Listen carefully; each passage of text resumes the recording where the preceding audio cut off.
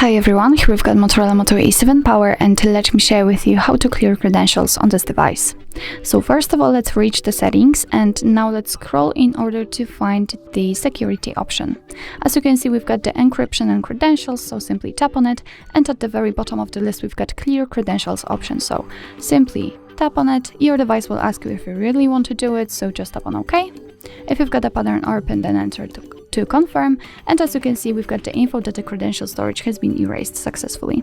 So actually that's all. This is how to clear credentials in your Motorola Moto E7 Power. Thank you so much for watching. I hope that this video was helpful, and if it was, please hit the subscribe button and leave the thumbs up.